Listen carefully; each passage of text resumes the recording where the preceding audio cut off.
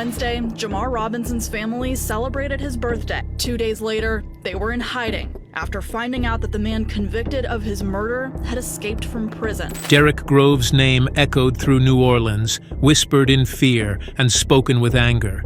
He wasn't just another criminal. He was one of the city's most notorious figures. For years, his reputation had been carved into the streets: 4 men killed, multiple drug trafficking charges, and deep ties to violent crews. His story was tangled in a web of gang connections and deadly hits that left neighborhoods trembling. And now, after escaping from the Orleans Parish Jail, that fear had turned into panic. The city braced itself. Families of his victims, still grieving years later, faced the nightmare of him being free again. Prosecutors, exhausted by years of trials, feared what his freedom might bring: more violence and more pain. This was not just a jailbreak. It was a reopening of wounds that New Orleans hoped had finally begun to heal. And so, the manhunt for Derrick Groves is more than a search for a fugitive. It is a desperate effort to restore some sense of safety to a city still haunted by his violent past. I'm uneasy. Look, these have not been the most relaxing days since I found out from the media. This is the story of a man, a monster, and a city on edge. Welcome to the hunt for Derrick "Woo" Groves. But before we begin, if you find this video interesting, please give it a like at the end and tell me what you think about the case. It really helps the channel. And don't forget to subscribe for more. Thank you. Derrick Groves grew up in the heart of New Orleans' lower 9th Ward, a place where survival wasn't guaranteed and danger lurked around every corner. The streets shaped him, toughened him. It was a neighborhood marked by struggle, where violence was part of daily life and loyalty often meant life or death. But Derrick's story wasn't just about the streets. His family carried a heavy burden. So, in 1994, Kim Groves, his grandmother, was murdered outside her own home. However, the killing was no random act of violence. It was orchestrated by a corrupt New Orleans police officer, Len Davis, who had been terrorizing the neighborhood for years. Davis, nicknamed the Desire Terrorist, ran a drug ring and used his position to cover up violence and crime. When Kim filed a complaint against him for police brutality, alleging he had beaten a young boy in the neighborhood, and it sealed her fate. Davis ordered a hit on Kim Groves. A hitman named Paul Hardy was sent to silence her. Kim was gunned down in cold blood right in front of her family home. The murder shocked the community, but for Derrick, who was born nearly 3 years later, the impact was personal and profound. Her death left his family shattered. Kim's children, Derrick's mother Jasmine, and his uncles Corey and Stephanie fought tirelessly for justice. They filed a federal civil rights lawsuit exposing the corruption that led to Kim's death. 23 years later, the city finally settled with the family for $1.5 million. But no amount of money could replace the loss or undo the pain. Neighbors remembered Derrick as a kid who seemed normal at first, just another boy in the neighborhood. One said, "He was just a kid trying to find his way, but the pain around him was heavy." Another family friend added, "That murder of his grandmother wasn't just a loss, it was a wound that never healed." The lower 9th Ward didn't just raise Derrick, it shaped his choices, his survival instincts, and the dark road he would soon take. However, Derrick Groves didn't become a killer overnight.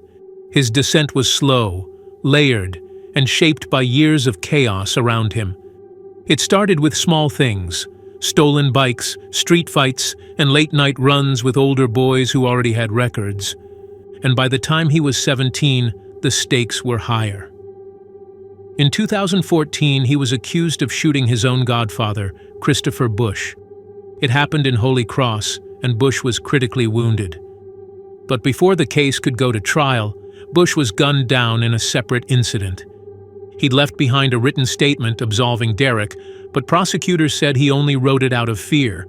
The jury didn't buy the state's case, and Derrick was acquitted in a 10-2 vote.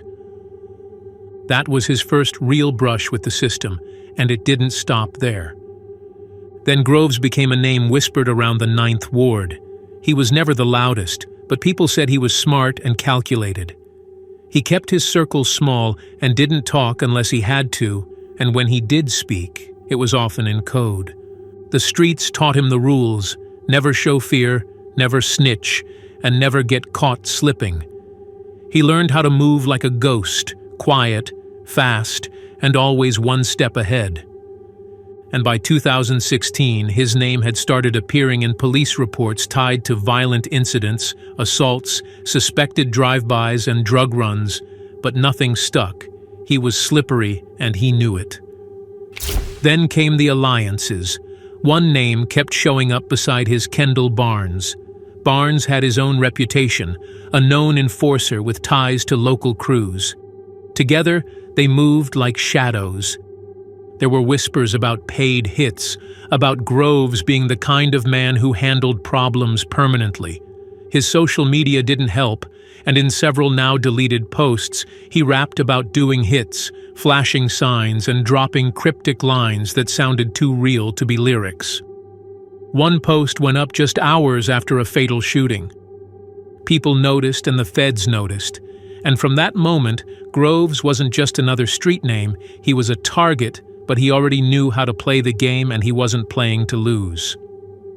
However, on the vibrant day of February 13, 2018, Mardi Gras, the lower Ninth Ward of New Orleans, was alive with celebration.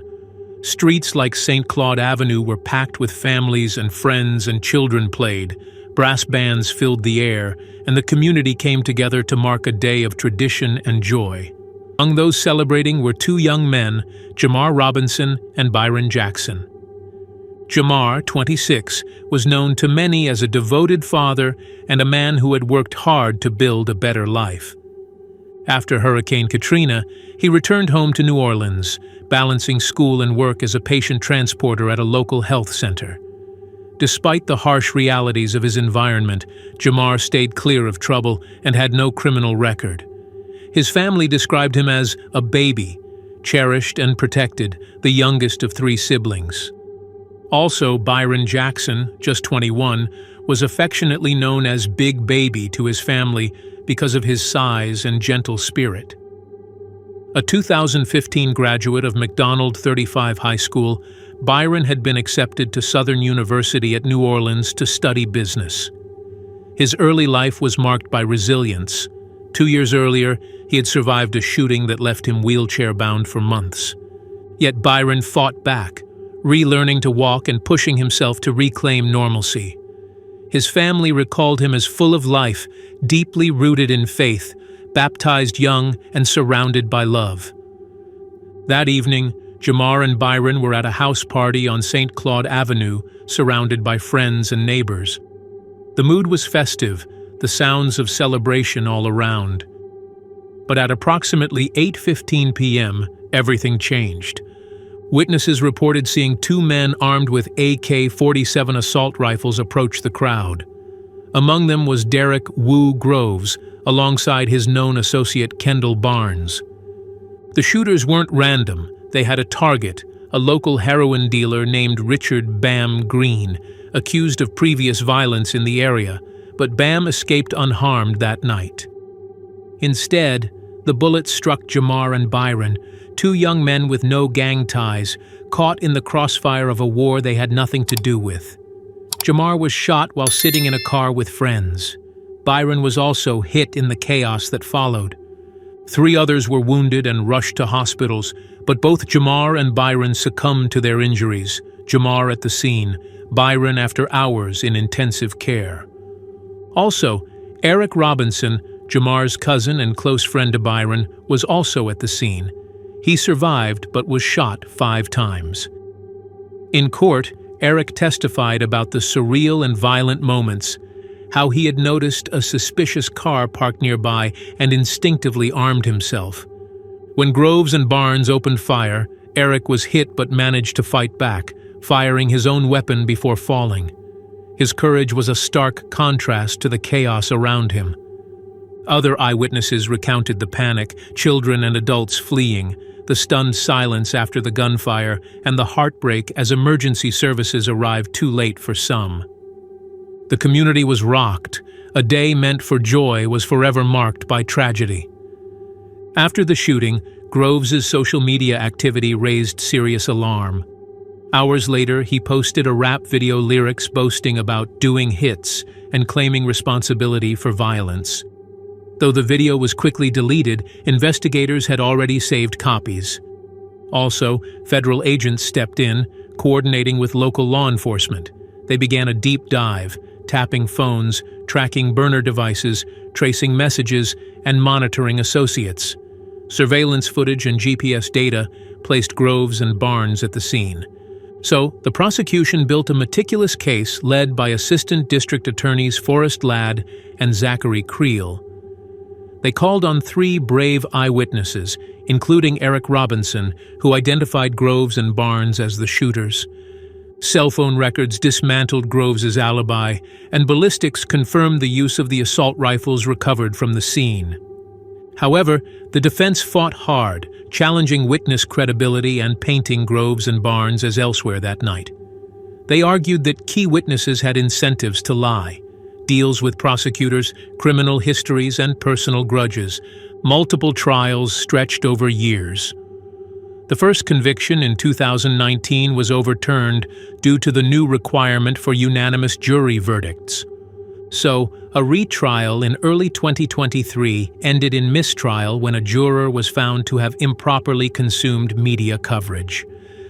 Later that year, another trial deadlocked, prolonging the agony for the families. Through all the legal turmoil, the families of Jamar and Byron endured constant pain. Each delay, every courtroom drama, reopened wounds that never healed. But in October 2024, after 6 long years, the justice system finally delivered a unanimous verdict.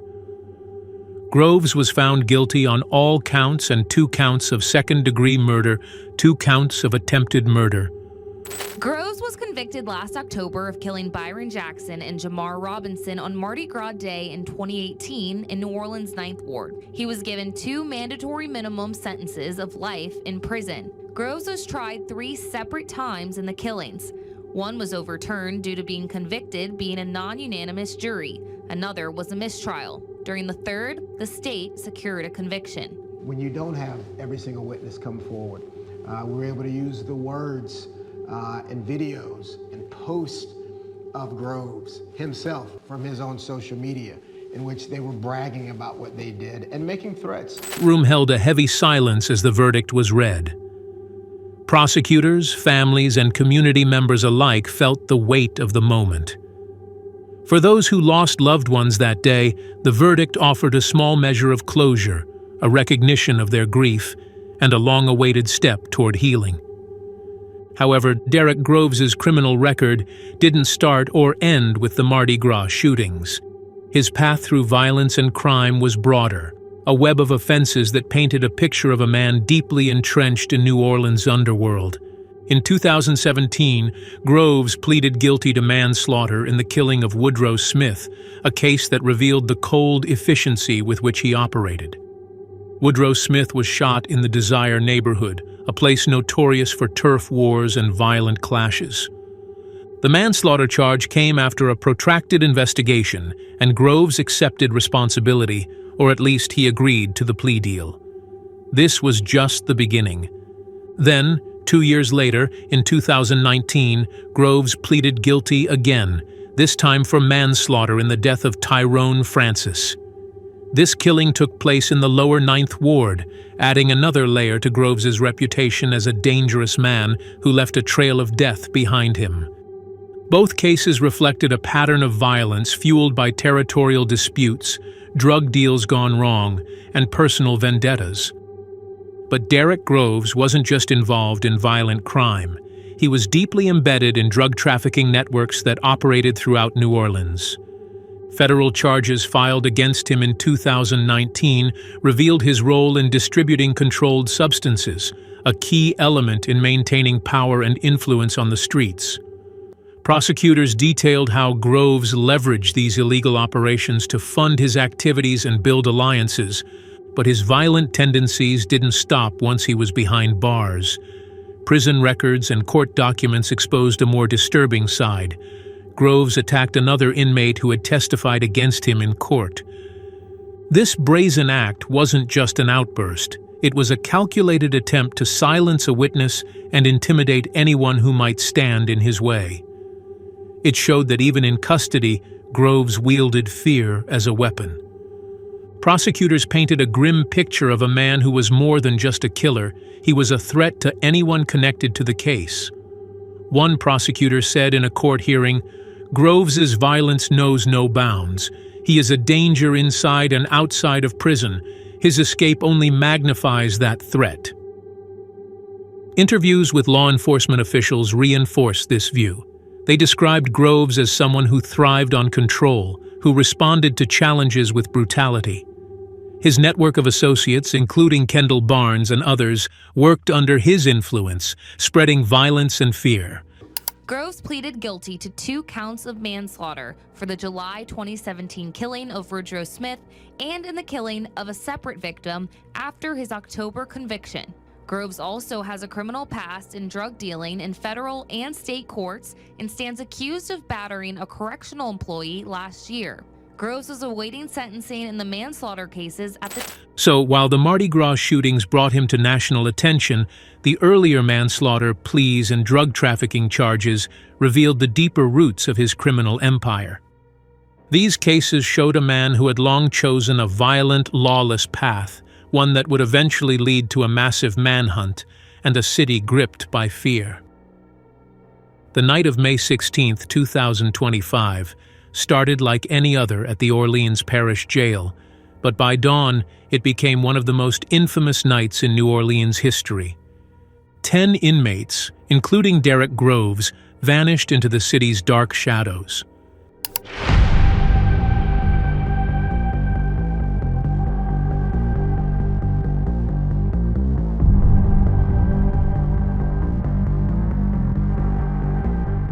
A daring escape from a New Orleans prison has left America searching for the inmates and for answers. On May 16th, 10 inmates escaped the Orleans Parish Prison by crawling through a hole hidden behind a toilet. Clean cut. They brought blankets to protect themselves from barbed wire, scaled a fence, ran across the interstate, darted into a nearby neighborhood, changed from their orange prison jumpsuits, and disappeared into the night. All that was left behind was a taunting, misspelled message. Too easy. LOL. The prison break was captured on surveillance footage. The escape wasn't a spur-of-the-moment act. It was carefully planned, aided by someone on the inside. Sterling Williams, a maintenance worker at the jail, became a key figure in unraveling the story. Court filings later revealed how Williams turned off the water supply to the cell block. This wasn't just a random malfunction, it was a deliberate act that allowed inmates to remove a toilet from the wall, creating a hidden tunnel through which they slipped away. Williams told investigators that he acted under duress. One inmate, Antoine Massey, allegedly threatened to shank him if he didn't comply. This threat was more than just words. It showed the power and control inmates like Groves held, even behind bars. But it didn't end there. Williams also revealed attempts by Groves to manipulate prison staff. According to court documents, Groves tried to take Williams's phone. He wanted the device not for himself, but to send a book containing Cash App information to his cousin, who was also incarcerated. This glimpse into Groves's influence and resourcefulness highlighted the complexity of the jailbreak. It was a blend of violence, technology, and inside help. What followed was a series of critical failures by the jail staff. Guards did not notice the escape for more than 7 hours. By the time a head count revealed missing inmates, several precious hours had slipped away. Worse, public notification of the breakout was delayed for over 10 hours. This slow response sparked outrage across the city. District Attorney Jason Williams did not hold back. He criticized the jail's handling of the escape, calling it a failure that put the public in danger.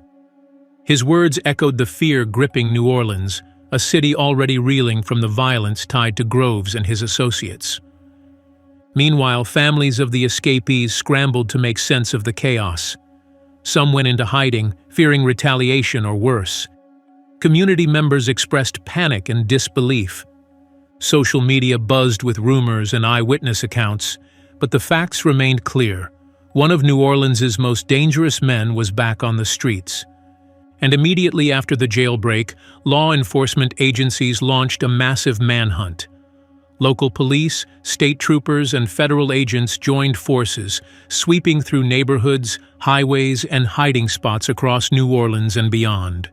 The hunt for Derrick Groves and his 9 fellow escapees became one of the city's most urgent priorities.